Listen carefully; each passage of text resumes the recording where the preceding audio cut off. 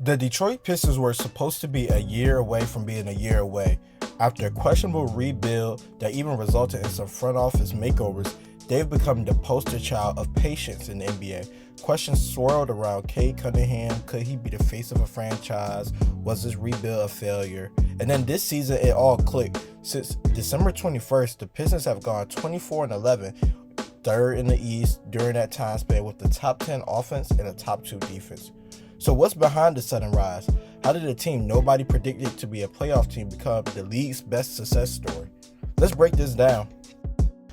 At the heart of this Pistons resurgence is no other than Cade Cunningham, who has taken a massive leap from fringe all-star to borderline all-NBA level, averaging 25.6 rebounds and 9 assists while propelling the Pistons to a legit playoff spot and not even in the play-in.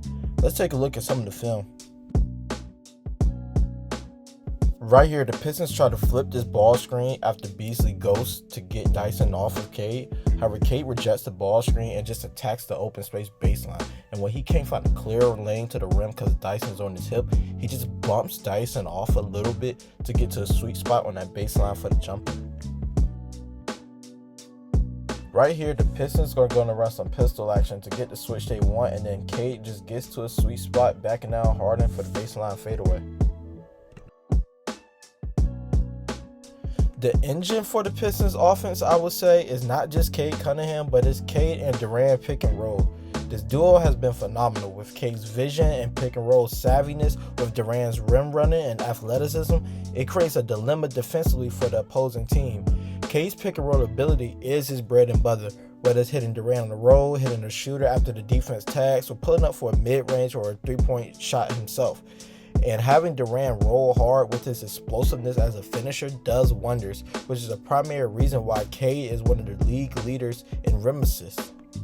The numbers back it up too. Cade and Duran have a +5 net rating on the court together, and Cade has assisted Duran on 100 plus baskets this season, the most on the team.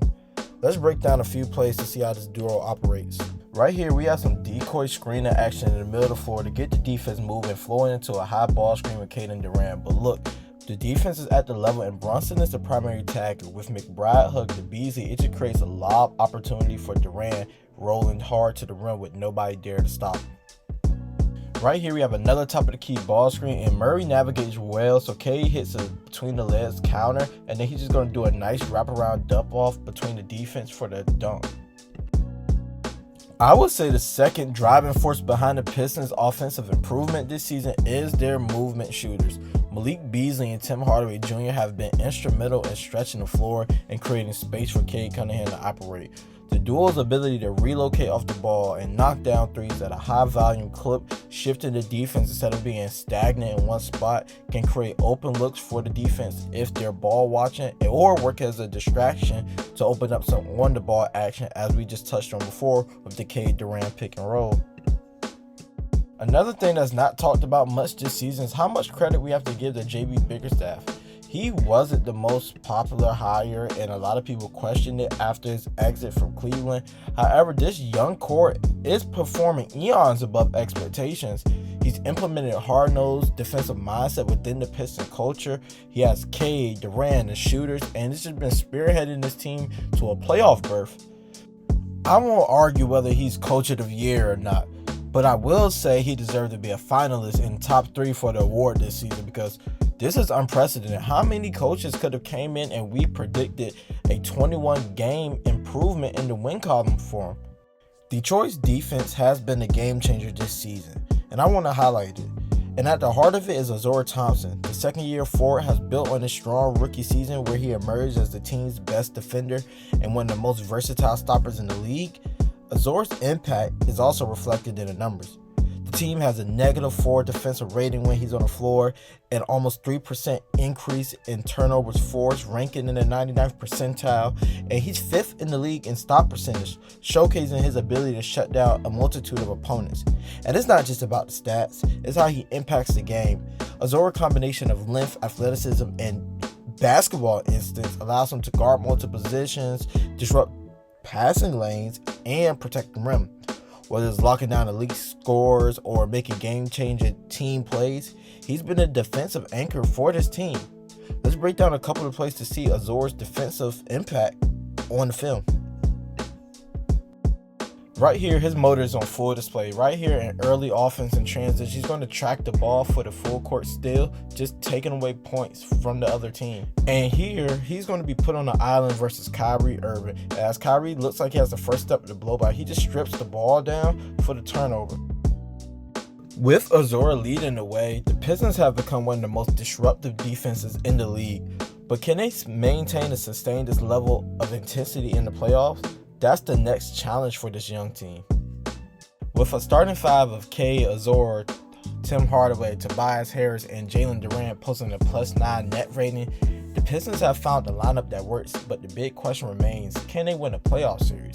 There are still concerns. Cade's turnovers and finishing limitations could be exposed versus some elite defenses, and with the team ranking 17th of half-court efficiency, they'll need to find more consistency when the game slows down. Another question is whether Cade can truly be a high-level heliocentric point guard.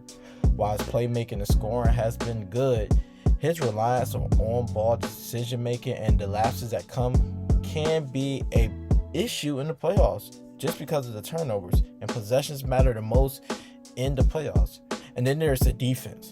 While Ausar Thompson has been phenomenal, can the Pistons sustain a defensive intensity against playoff caliber offenses?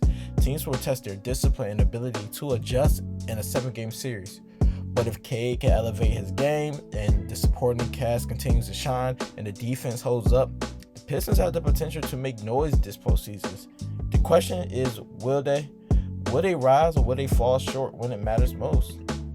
And to wrap up some thoughts, the Pistons turnaround has been one of the NBA's most compelling stories this season. From Cade Cunningham's emergence to an all-NBA level talent to Ausar Thompson's defensive dominance, and this team has found its identity. But the journey isn't over. As they gear up for the playoffs, the Pistons have a chance to prove they're just not a feel-good story. They're a legitimate threat. Their 21-game improvement and +10 net rating 6 December are a testament to how far they've come. But the playoffs are a different beast. Can Cade take his game to another level? Will Ausar's defense hold up against other elite scorers? And can the supporting cast step up? These questions will define the Pistons postseason. But one thing is clear, this team has reignited hoops in Detroit and shown that patience and smart team building can pay off. What do you think? Can the Pistons win a playoff series?